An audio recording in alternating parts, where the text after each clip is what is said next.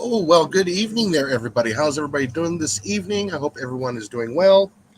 This is going to be my first live for the evening. Then after this, we'll have the after party live. Okay. And we're going to wait for several more people to go ahead and show up. I'm going to go ahead and share some products for mosquito control since it is now about ready to start or it has started in some areas of the country. We're going to go over a couple of species of mosquitoes as well and the products to help control some of the mosquitoes. Okay, so we're going to wait here for several more people to pop up and see whether it's past me tonight. Okay, that's good, Deb.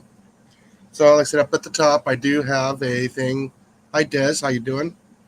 We're going to go over some of the prevention of mosquitoes as well, how to keep them from breeding, where you are, on your property, uh, such as your patios and stuff like that.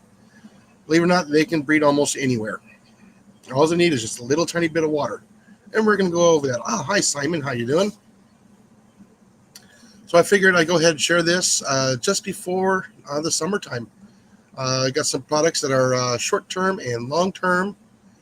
Some are inexpensive and some that can get kind of expensive. Um, and yeah, I'll go over some of this stuff already here shortly. I'm gonna have to share a video. I'm gonna have to share a screen so I can show you guys the products and stuff like that as well. So we'll wait for several more here to show up. Thank you everybody for popping in this evening. I greatly appreciate it. And maybe I can also do a couple of home remedies that were kind of short term, real quick until you can get product in the mail, so that you can actually help control the mosquitoes.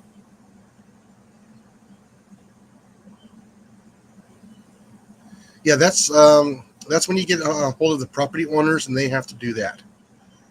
The only thing I did not put in there is the little mosquito fish, the one I did not put on the list. Um, but yeah, you can actually contact your local um, county office to see if they actually have mosquito fish that they can actually put in a location. I know several counties across the U.S. have that program. I do know that Maricopa County has it. I do know that Pinal County has it in Arizona. We can actually call a number. You go on their website, you call the number, and you say, "Hey, I got a green pool here behind my property. It's next door. Mosquitoes are really bad." They'll actually send somebody out. They'll contact the owner, or if the house is in foreclosure, they'll actually put little mosquito fish in the pools, which will actually help keep them under control. Oh yeah, Deb.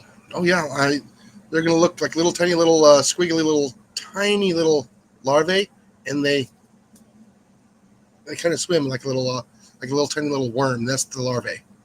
They're small. You have to get close, and you actually have to look. Yes, they actually have a mosquito fish. Yes, it's a tiny. It's about this, maybe about an inch, inch and a quarter long, maybe inch and a half. They're tiny, but they can gobble down a lot of mosquitoes. They're very prolific. They will breed. So that's what they're designed to do, is keep mosquitoes under control. Okay, we do have 8 people in. I kind of want to keep it within a half an hour so that we can go to our after party. So I'm going to go ahead and show the least expensive product here. Uh, I got several stuff on here, so there's this one here. We're going to share this one here. I hope you guys can see that. Okay.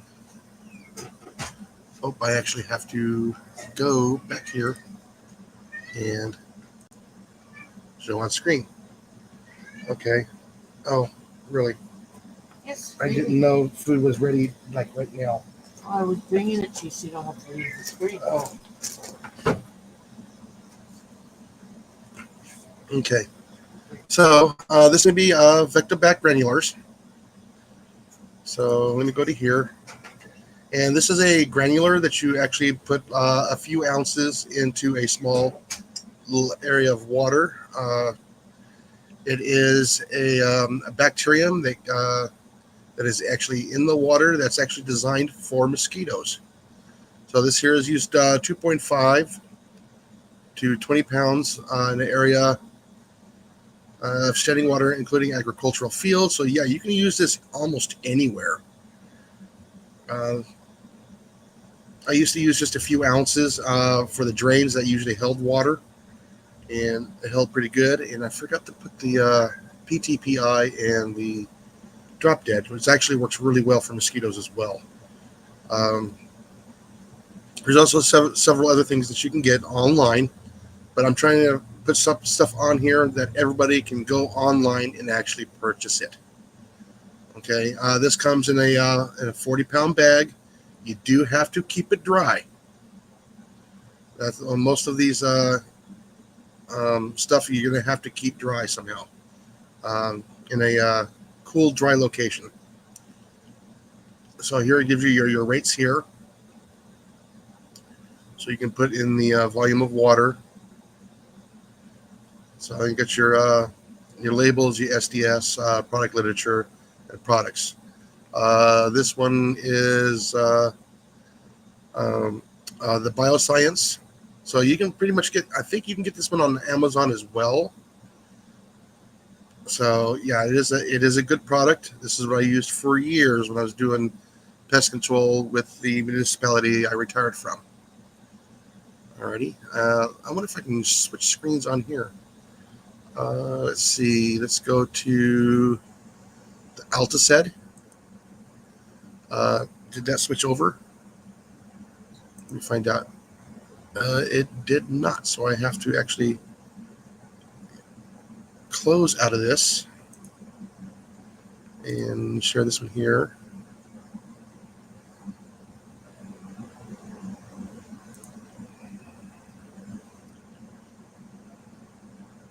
Where's it at? Where's it at? Where's it at? There it is. Okay.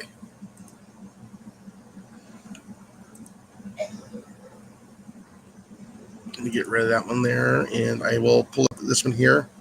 All right, this one's going to be a little bit more on the expensive side, but it does have a very long life in the water. As you can see, these little briquettes. This is the least expensive I can actually find. So this is from Solutions on Pest and Lawn. I believe you can also get this stuff on Amazon as well. It's just these little briquettes here. Okay. And then each one will last 30 days. It will actually slowly dissolve in water. And so one briquette covers a 100 square feet area of surface water down to 2 feet deep. So you will probably have to, in a pool, you probably have to, 10,000, gallon pool, you're probably going to have to drop in like 6 to 10. Okay. Like I said, it'll help control the mosquitoes like the West Nile virus, the Zika virus, most of this stuff. Some of the other stuff that the mosquitoes carry, like the malaria, stuff like that. That's not a whole lot of big problem here in the U.S. as of right now. However, it can change. But let me get back up here to the top so you guys can see the product here. It comes in a little box like this. There's a little plastic bag on the inside. All these little briquettes fit in there, and there's 100 bricks inside this box here. So you can kind of treat an area like a small farm. This will also work in areas that stay wet all the time. And if it dries up, it will actually, re-dry up, and then when it gets wet, it'll release again. But again, it's 30 days. This stuff works really well in the drains as well. We used to put them in a little basket with a little chain and drop them down into the water, so we'd keep it at that location. And then we would just come by every 30 days and put a new one in. They do make a larger one for 90 days, and I believe for 120 days. Those get a little bit more pricier, and they are a much larger little briquette. So, and this stuff was very, very, very effective. Alrighty, so let me get back over to here, and I will turn that one off. And if you actually have to cover a large area, like in a yard, they do have a fogging system. Let's go ahead and check out the fogger here first. Alrighty, let me go ahead and share the screen here.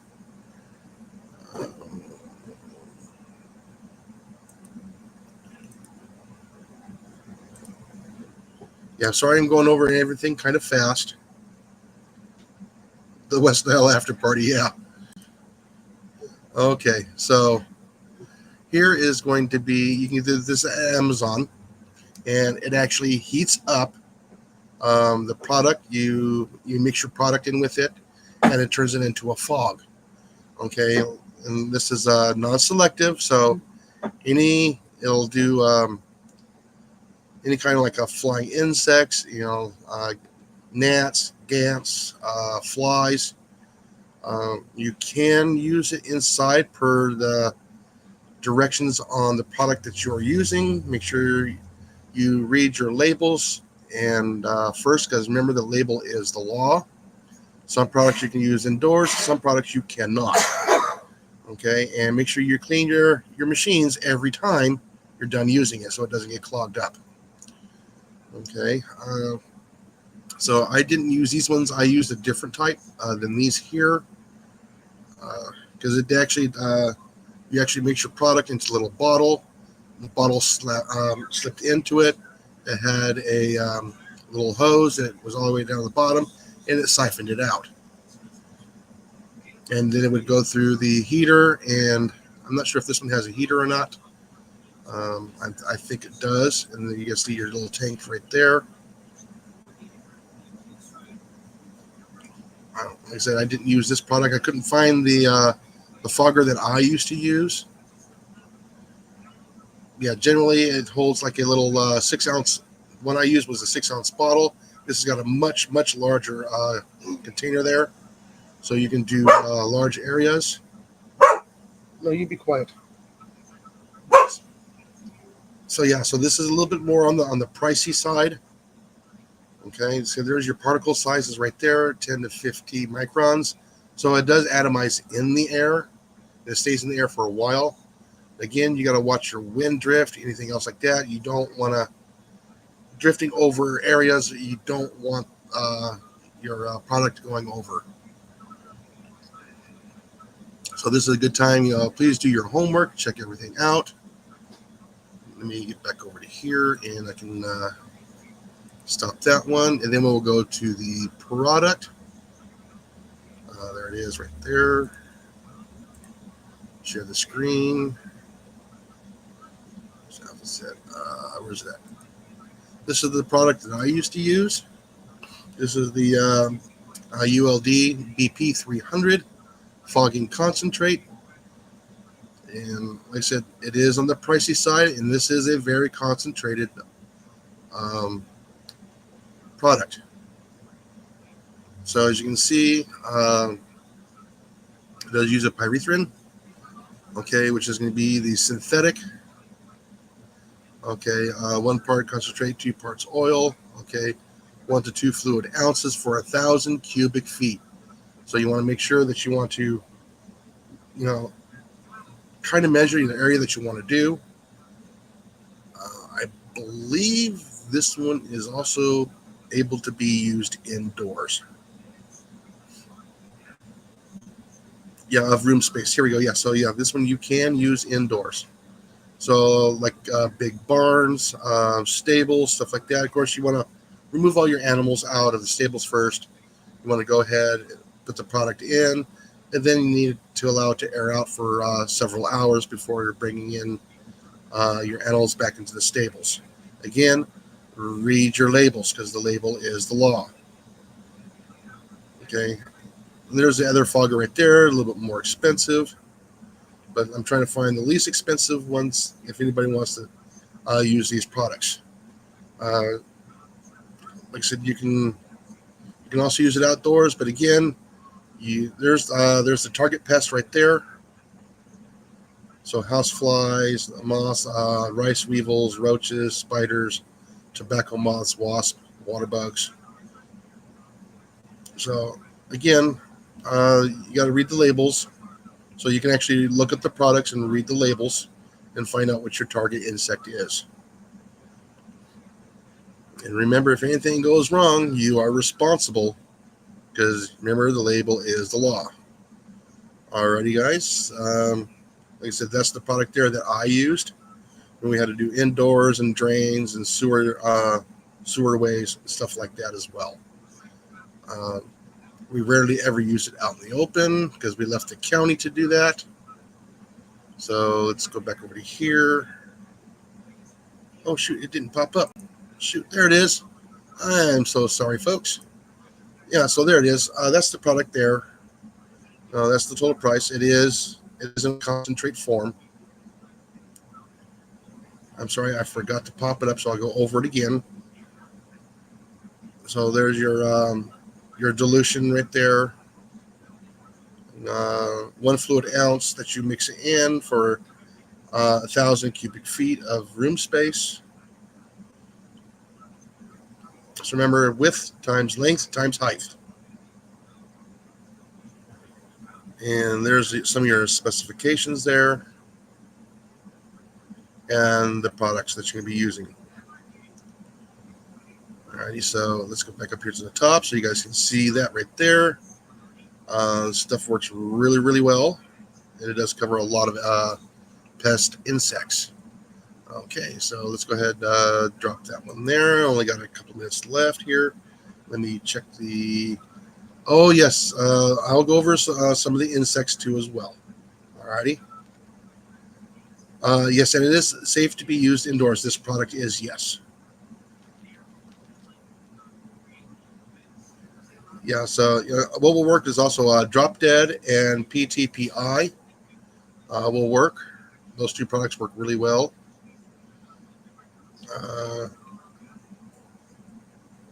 Okay, I'm caught up on the chat there because I have to go back and forth because I can't see the chat while I'm on this one here. So let's drop this one here. I did that one, that one, that one, that one. Let's go with the dragonfly control. Like I said, dragonflies are protected, so you're not supposed to kill them. And by the way, that product will kill dragonflies as well and other insects. So that's why you got to go either, if you want to do use a pesticide or try and use natural predators. I try and go through natural predators as much as I can, except for inside the house. If I can, I'll use a granular. I believe there is a granular out there that will work on flood mosquitoes, the ones that like to hang around in the grass in the flooded areas. So you got all kinds of dragonflies. Both the adult and the larvae will actually eat the mosquitoes.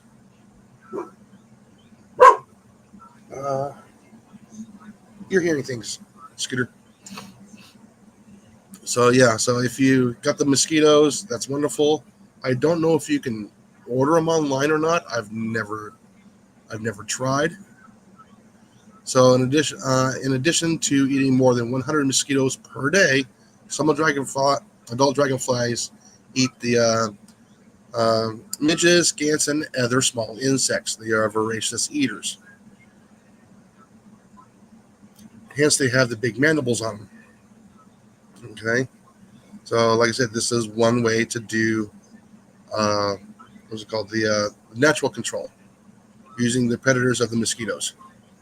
So with that one there, we're going to go over some of the mosquitoes themselves. Okay, so let me get... Oh, wait a minute, I didn't even do that, did I? There we go. I keep forgetting to do that. I am so sorry, folks. There we go. So yeah, here we go. So yes, dragonflies are known to eat mosquitoes. Uh, there's lots of different species of mosquitoes. There's going to be dragonflies, and like I said, they will eat vigorously. If you got bats, that's even better too. They'll eat some of the mosquitoes. They usually get to go after something a little bit more larger, like the moths and stuff like that for the bats. But the bats do eat the mosquitoes. Okay, so like I said, they get all kinds of and they're also fun to watch. And like I said, they are also protected by law. So don't be killing dragonflies. Okay, so let's hop out of here. And we'll drop that one there. And we will go to share screen again. And now we will go to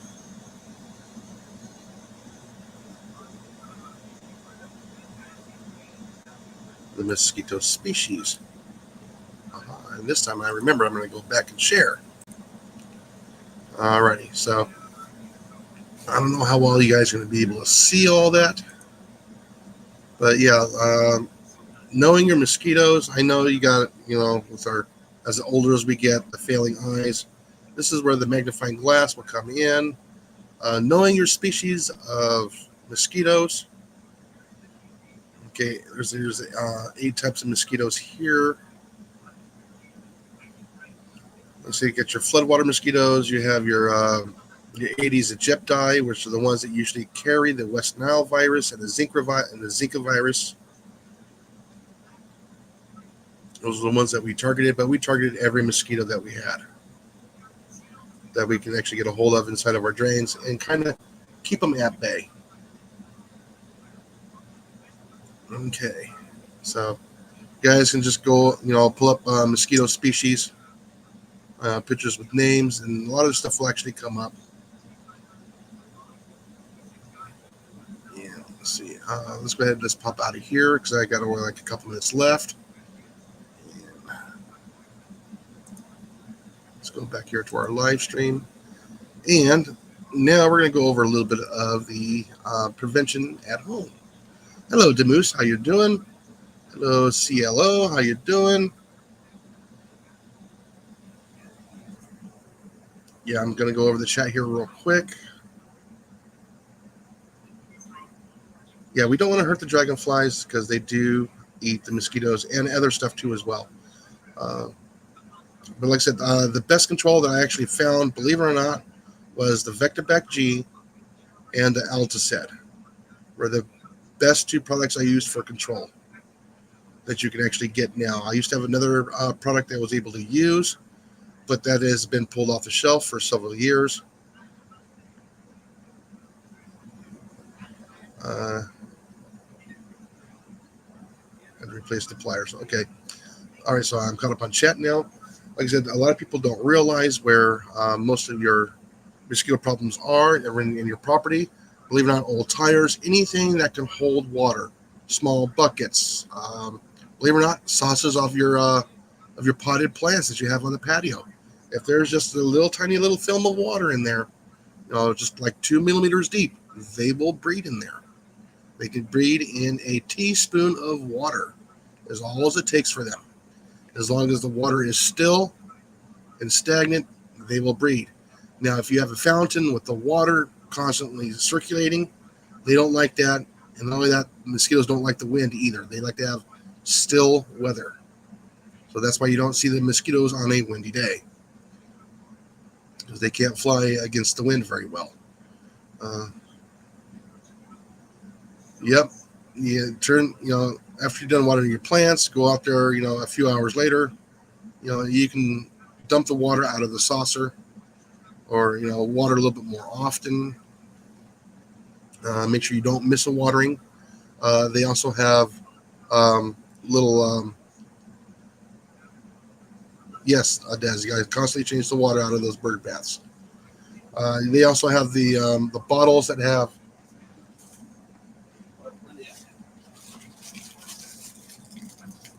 you can use these on the 1 liter bottles of water or soda, and you can water your plants this way. This helps a lot. Yeah, just don't give them the soda. Clean out the bottle. What else? It's just trying to keep everything cleaned up. Like I said, tires laying around, buckets, um, anything that can hold water. Just go out there and just tip it over. It doesn't take much for them to breed in the water. Now, like I said, that's going to be with the 80s Egypti. They're the ones that are going to want to breed inside of a water source. Now you have the floodwater mosquitoes that we had in the Arizona, which actually didn't need a whole lot of water. They would quickly breed, and then they would leave the larvae sealed in the. They would go in the soil, and then when it flooded again, that's when those little mosquitoes would emerge and create that life cycle over again. So is there any questions on any of the products that I used to use? Like I said, the best one to probably use and the least expensive one to get a hold of is going to be that Vectobac G. Okay. So I believe you can still get that on Amazon or a lot of the warehouses. As far as I know, I don't think you need to have a applicator's license. Yeah,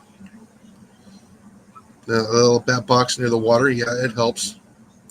Like I said, but you got to have the bats in the area, and the bats do need homes. There's a lot of places don't realize that there's not a lot of places for bats to actually roost. No, there's no good mosquitoes. There is the crane fly that looks just like the mosquito, but it's much larger. And it's a myth. I don't think they eat the mosquitoes or the larvae. They just look like it. They like the nectar. They're a pollinator. So yeah, I don't have a picture of that relatively available. But yeah, it looks just like a giant mosquito. It looks like it's about 3 inches long. You almost need a shotgun to shoot it out of the air. As they say, the mosquitoes are so big here. Yes, so yeah, like I said, the bats work really well. There's actually other things that actually eat the mosquitoes at night. But like I said, the one of the best things for the mosquito control is get them at the larvae stage while they're in. It's called the mosquito hawk. It's another name for it is a green fly. They look just like it, but they're a pollinator. They like the nectar of the plants.